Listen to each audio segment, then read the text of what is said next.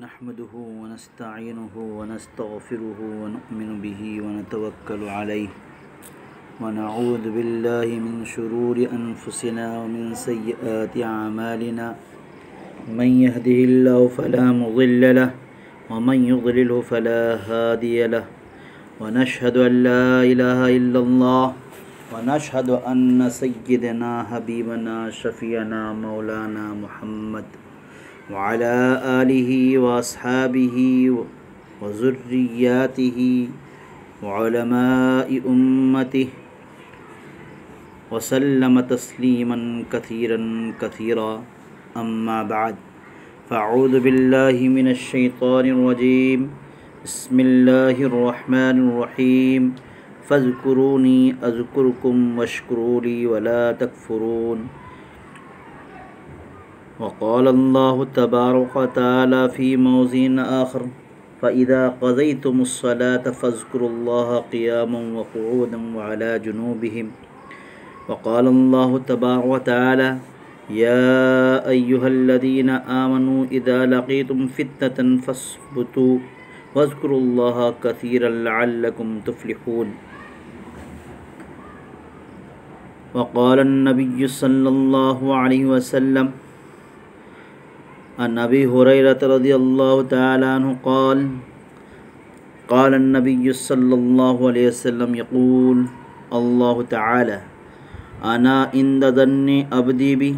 وأنا معه إذا ذكرني فإن ذكرني في نفسه ذكرته في نفسه وإن ذكرني في ملأ ذكرته في ملأ خير منهم وإن تقرب إلي بشبر تقربت إليه ذراعا وإن تقرب إلي ذراعا تقربت إليه باعا وإن أتاني يمشي أتيته حرولة وقال النبي صلى الله عليه وسلم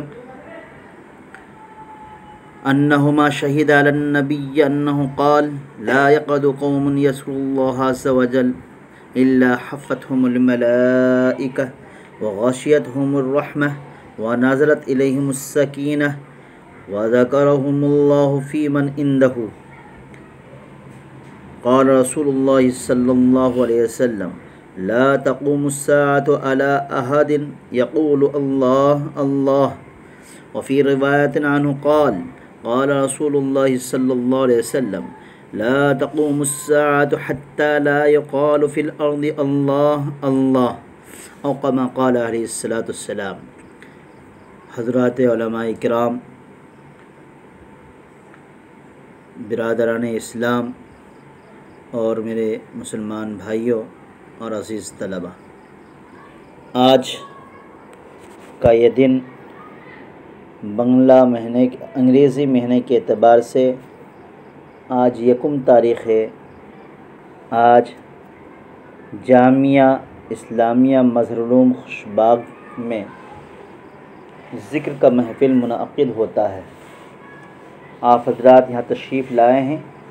اللہ تبارک و تعالی آپ کے آنے کو قبول فرمائے اور ہم سب کی یہاں مل کر بیٹھنے کو قبول فرمائے اور کچھ دیر اللہ تعالیٰ کی یاد دہانی، اللہ تعالیٰ کے ذکر کرنے کی توفیق ارزانی عطا فرمائے۔ محترم حضرات، اللہ تعالیٰ نے انسان پر بے شمار نعمتیں عطا کی ہیں۔ اگر ان نعمتوں کو شمار کیا جائے تو ساتوں سمندر کے پانی خشک ہو جائے اور زمین کے اندر جتنے درخت ہے سب ختم ہو جائے، پھر بھی اللہ تبارک و تعالیٰ کی تعریف ختم نہیں ہوگی۔ اللہ نے جو نعمتیں دی ہیں ان میں سے سب سے بڑی نعمت ہمیں امت محمدیہ میں پیدا فرمایا، اسی کے ساتھ ساتھ ایمان کی دولت سے ہمیں نوازا، اور پھر اللہ تبارک و تعالیٰ نے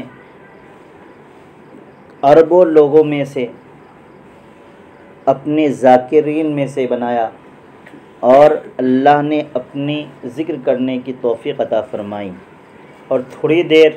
اللہ تعالیٰ کی ذکر کے لیے ہم لوگ یہاں مل کر بیٹھنے کی توفیق ارزانی عطا فرمائی، فللہ الحمد۔ اب ایسی صورت کے اندر اللہ تعالیٰ کا ہم پر بہت سے احسانات ہے، بہت سی انعامات ہیں۔ اس وجہ سے اللہ تبارک و تعالیٰ نے فرمایا کہ انسان کو صبح شام ذکر کرنا چاہیے، اذکروا اللہ بکرۃ و اصیلا۔ ابھی چند آیتیں اور چند احادیثیں آپ حضرات کے سامنے جو پڑھی گئی ہے، ان میں سے سب سے پہلی آیت کے اندر اللہ فرماتے ہیں کہ تم مجھے یاد کرو، میں تمہیں یاد کروں گا۔ اور انسان جب اللہ تبارک و تعالیٰ کو یاد کرتا ہے تو اللہ تبارک و تعالیٰ اس سے عمدہ محفل کے اندر اس کو بھی یاد کرتے ہیں، جیسے کہ آقا نامدار محمد مصطفیٰ صلی اللہ علیہ وسلم نے فرمایا۔ اللہ تبارک و تعالیٰ کے رسول صلی اللہ علیہ وسلم نے ایک اور حدیث کے اندر فرمایا، بلکہ حدیث قدسی ہے، جس کے اندر فرمایا ہے کہ انسان اگر اللہ کی طرف ایک بالشت آگے بڑھتا ہے تو اللہ تبارک و تعالیٰ اس کی طرف ایک ہاتھ آگے بڑھتے ہیں۔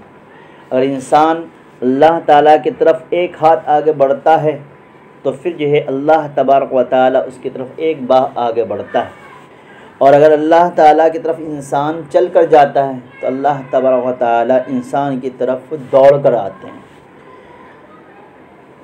اللہ تعالیٰ کہ رسول صلی اللہ علیہ وسلم نے فرمایا جب انسان کہیں ذکر کا حلقہ کرتا ہے تو فرشتے چاروں طرف سے گھیر لیتے ہیں، اور پھر ان فرشتوں کا گھیرا جب محفل ختم ہوتی ہے، یہ فرشتے اللہ تبارک و تعالیٰ کے پاس جاتے ہیں اور پھر فرماتے ہیں کہ اللہ یہ بندے آپ کو یاد کر رہے تھے اور جو ہے آپ کے ذکر کر رہے تھے۔ اسی محفل کے اندر اللہ کے رسول صلی اللہ علیہ وسلم نے فرمایا کہ ایک مرتبہ مسجد نبوی کے اندر کچھ لوگ جو ہے اللہ تعالیٰ کا ذکر کر رہے تھے،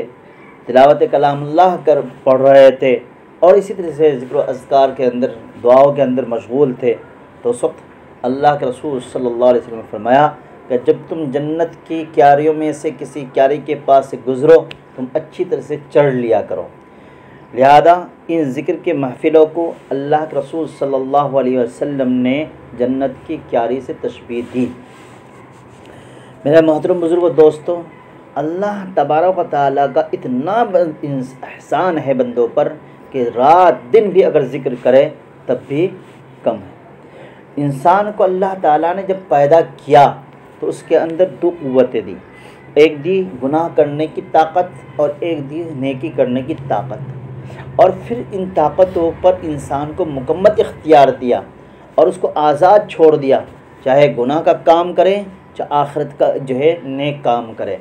اور اس کے اندر اس کے لیے جو ہے ہر ایک کو آزادی دے رکھی ہے۔ لیکن اللہ تعالیٰ نے دونوں کا نتیجہ قرآن پاک میں فرمایا ہے، قد افلح من زکاہا وقد خاب من دساہا۔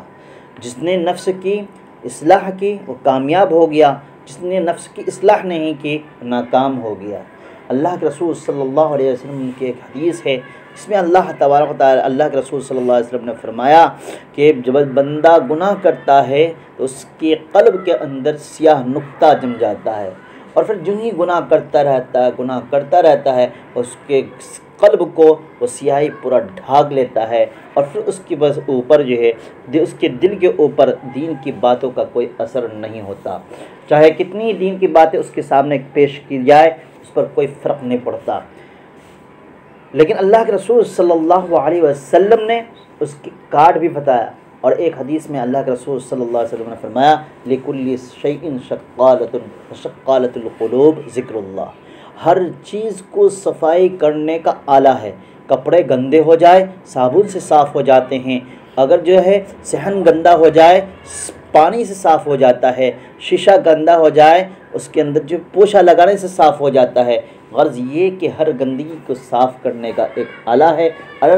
جو دل گندا ہو گیا ہے، دل میلا ہو گیا ہے، اس کو بھی صاف کرنے کا اللہ تعالیٰ کا ذکر وہ آلہ ہے۔ جو ہی اللہ تعالیٰ کا ذکر کریں گے وہ جو کالا سیاہ ہو گیا تھا قلب، اس قلب کے اندر نورانیت پیدا ہوگی۔ ذکر کرتے